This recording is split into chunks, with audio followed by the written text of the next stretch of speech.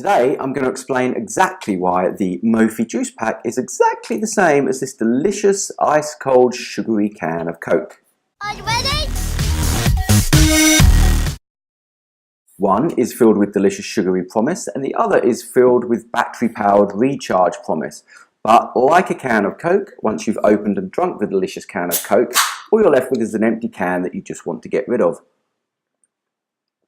And that is exactly the same as the juice pack. So first, some basic specifications and comparisons with the Apple one.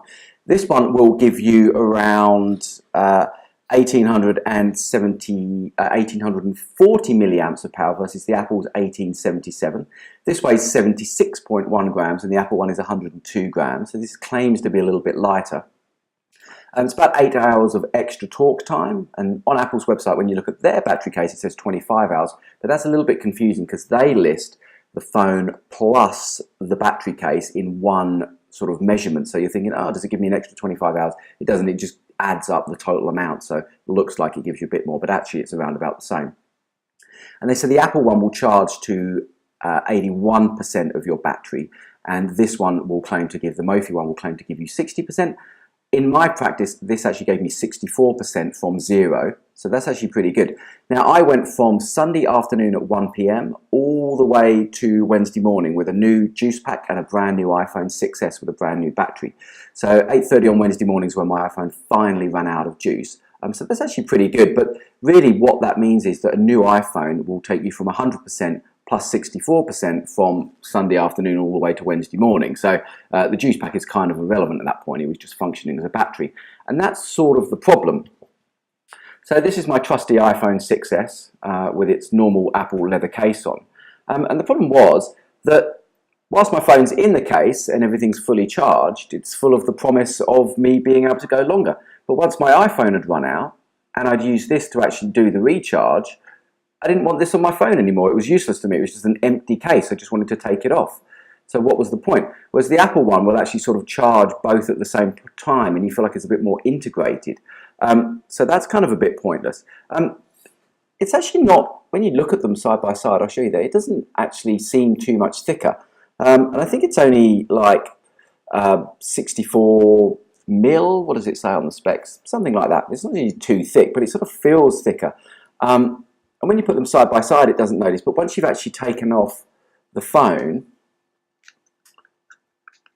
as I'll do here, so you get your phone out, pop the end of this off, slide your phone in, and it's a bit tight. You can see there. Here we go. We'll slide it in.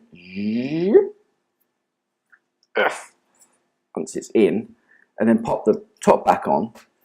It kind of feels really chunky, and I think I mentioned this in part 1. So it actually feels very chunky, and I let a few people sort of handle it. They're like, they didn't like it at all. They didn't want to use it. They were like, that's really heavy and gross. And you know, a couple of girls I showed it to were like, that's really chunky. They wouldn't want to be carrying that around. So I mean, it feels nice, but actually it's really heavy. And then I'll turn on my trusty scales and see what it tells me.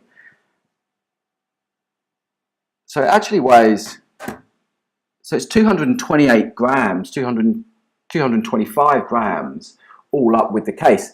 That does actually feel quite heavy, and you do notice the difference. You get used to it, but really, as soon as I'd got over the, you know, the charging capacity, and I'd actually run down the juice case, I didn't want it on my phone anymore, so it just seemed pointless. So I just took it off, and as soon as it had run out, and went back to my Apple case, and I haven't used it since. So this is not something that you're going to keep on your phone all the time. Whereas I've seen people with the Apple case, and they do keep it on their phone all the time, as it just seems more integrated and it feels more Apple-y, and it's actually a nice thing. Whereas really, without wanting to overstate it and repeat myself, once this is done, you just want to kind of get it off and chuck it away. So how am I going to use this? Really, unless I'm going out for the day and I know I'm not going to be around near a charger or like a charge station or something like that, you know, then I'm not going to take it. Or if I am, I'm going to take this. If I'm out for the day and I need to do a lot of social or video or photos and stuff like that, then I'm going to take this because it's easier than having an external battery pack. But other than that, I haven't used it. I used it till it ran down, then I took it off and I just didn't want to put it back on. So there we go. It's kind of okay. Would I get this instead of the Apple one? No, I would buy the Apple one unless I was really conscious on budget. But I think this was $60 or so from a wholesaler.